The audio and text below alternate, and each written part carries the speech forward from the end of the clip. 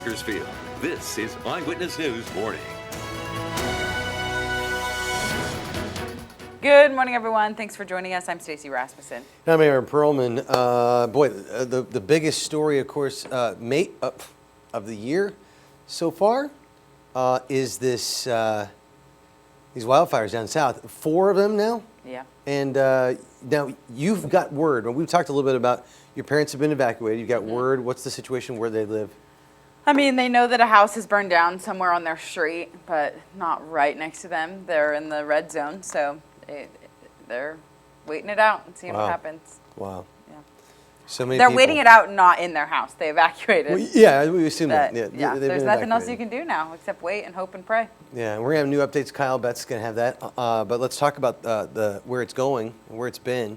The front that's moving by, creating this, right on top of us, giving us some partly cloudy skies currently. But the winds coming in out of the northeast that's fueling it has picked up these high wind warnings for areas of Kern County. Ours has been extended until 10 a.m., the desert areas. Now, I'll tell you, it hasn't been that bad there. High wind warning, though, for our mountain areas down south. Okay, 65 miles per hour wind speeds. Going up over Santa Clarita, that's one of the newer fires, the Hirsch fire. And you can see the wind, it just goes way out into the coastline. Isn't that crazy? Just how significant it is. And look at Kern County. As I mentioned, ours got extended till 10 a.m. I'm not even concerned about it. It's more up in the super high desert areas like near Launcha. But you get out into areas here in Kern County, south of us, I should say. Let's focus it here in Los Angeles. And you have where you have the Palisades, the one up where we're concerned about for Stacy's family, up in the Pasadena area, very strong winds there. That's going to probably be lasting longer. So for that Eaton fire, that's going to be the biggest one. And then it will die out by 5 p.m. But after 5 o'clock, it's still going to be breezy. That's why I think the one in Pasadena is going to be more significant than what's going on in the Palisades, even though the Palisades have already turned out to be pretty deadly. Once we see everything clear, it gets dry and cold. Tonight, a freeze watch is in play. Temperatures are going to dip pretty far. We're currently in the 30s everywhere across the valley floor. If you thought it was cold this morning, it's going to get colder tomorrow morning. Just kind of give you a taste. Here's where we're going. 60s for highs for the valley floor for today. Overnight temperatures in the 30s. If you're in the Kern River Valley, also in the 60s here for you guys. In 50s, we're going to see temperatures in the desert areas in the 60s as well. Temperatures overnight in the 20s. And in the mountain areas, highs in the 50s. Overnight temperatures all below freezing. Let's send it over to Kyle Betts in the live desk.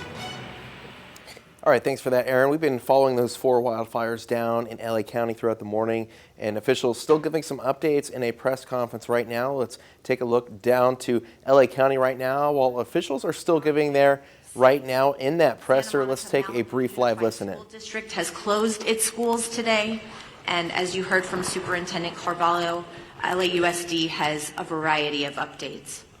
We have heard from our state insurance commissioner as well, and while this is still quite early in this emergency, we do have some initial guidance from his office for evacuated households on reimbursable insurance expenses, with information to be found at insurance.ca.gov. Obtain a complete copy of your insurance policy, take note of additional living expense limits, track additional expenses, document conversations with your insurer or adjuster, and don't rush any decisions. If you have any questions, call 800-927-4357. Please continue to check emergency.lacounty.gov for the latest information. And I know we will see brighter skies by working together. Los Angeles County will continue to be unrelenting in our response, and I know we have only the finest on the front lines fighting this fire. It's our duty to see them succeed. Thank you. All right, now we are going to hear from LA City Council President and Mayor Pro Tem Marquise Harris Johnson. Thank you so much. Good morning, everybody. On behalf of the City of Los Angeles, I just want to begin by thanking and recognizing and acknowledging the great work of our first responders, especially the men and women of the Los Angeles Fire Department, who last night we all witnessed doing heroic work in the face of grave danger. Last night was one of the most devastating and terrifying nights that we've seen in any part of our city at any part of our history. Fire literally jumping roads, taking out structures, and our public safety professionals created an environment where injuries were kept to a minimum, fatalities were kept to a minimum, and we wake up this morning with a renewed spirit that we can defeat this fire and move on to a brighter day. I want to also acknowledge the two members of the council that are with us today that represent the areas of the fire. Councilwoman Tracy Park of the 11th District, who's I think probably has about 90 minutes sleep by my count, because every time I looked on the television, you were there knocking on doors in neighborhoods, in community centers, at the shelters, making sure the community was okay. And then an absolute professional, someone who, since I've been on the council with her, has had to fight a fire almost every year. And so is a pro from the San Fernando Valley, the council member from the 7th District, Monica Rodriguez. And again, all the men and women, the firefighters are in the front, but our DWP workers are out there. All right, sure welcome back in, everyone. We are listening in on this press conference down in LA County where officials are detailing the latest updates related to the Palisades fire. There you just heard the president of the LA City Council commend the first responders battling all four blazes here, a part of LA County. This is a live look out right now down in LA County. Not sure which fire this is right now, but officials say the cause of the largest of the devastating wildfires, the Palisades fire, is unknown as of now. They also say the fire in Pacific Palisades has destroyed at least 1,000 buildings as it continues to grow. Now, in the Eaton fire, located in Altadena and Pasadena, the 2 civilians have died there, and there's also a number of significant injuries. More than 100 structures have been destroyed in that blaze. The Hearst fire near the LA National Forest erupted around 10 o'clock last night. That's now expanded to more than 500 acres, and more than 3,000 residents have also been ordered to evacuate in the Sylmar area. Now, the LA County Fire Chief said during that press conference that mutual aid has been requested from 5 neighboring counties. That includes Orange, LA, Ventura, Santa Barbara, and San Luis Obispo counties. No word on any assistance from Kern County Fire, but it all comes as LA City Fire Department Chief Christine Crowley said emergency services have been stretched to the limit. In total, the LA County fires have burned more than 5,000 acres and all 0% contained. Now, we're going to have more on the Palisades fire and all the other fires burning down in LA County right here on Fox 58 at 12:30. But for now, here from the Live Center, I'm Kyle Betts. Stacy, I'll send it back to you. All right, thanks for those important updates, Kyle. The time now 8:39. Still to come on Fox 58, the annual CES show is back, kicking off in Las Vegas. How a major innovation resolution in AI this year promises to change the way we interact with technology. It's nice here. It's really great, but we're going to look at more on the fire when we come back.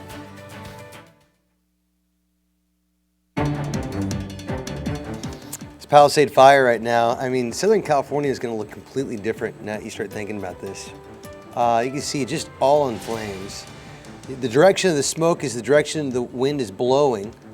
So anything to the right of that that's not burned is going to be safe. Everything to the left is under major concern. Now, the fire is just going to continue to burn. You can see the bottom there, at the bottom right corner, the flames are piling up. This is just the Palisades. The one over in Pasadena is horrific as well. The Eaton fire. Then you have the Woodley fire right in between, then the Hearst fire that's up near Santa Clarita. All this is happening until the winds die down. But when the winds die down, this is the Eaton fire.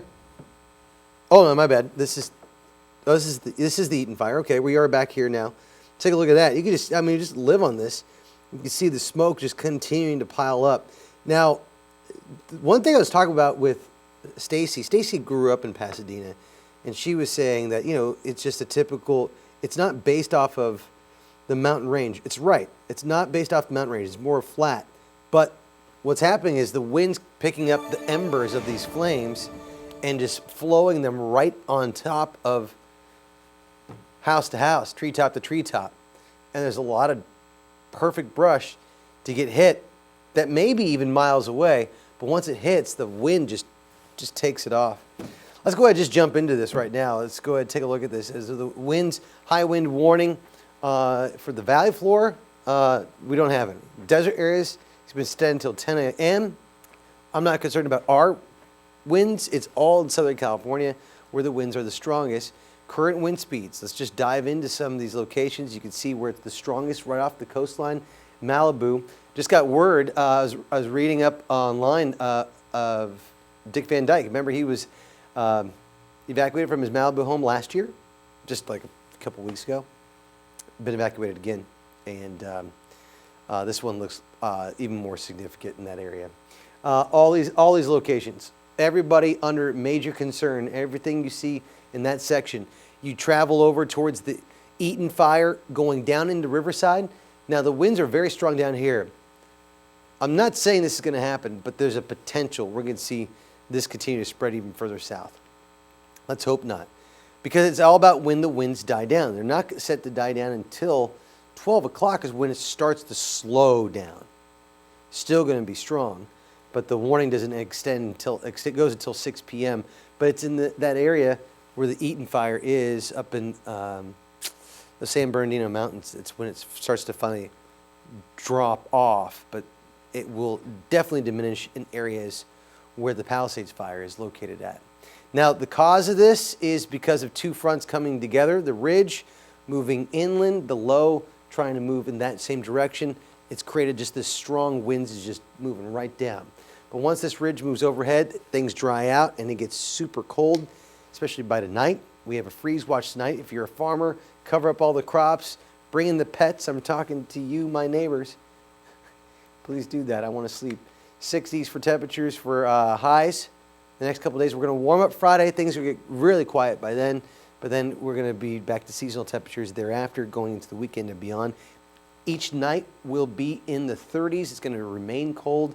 If you're in the mountain areas, it's windy today, but all that really pretty much clears out.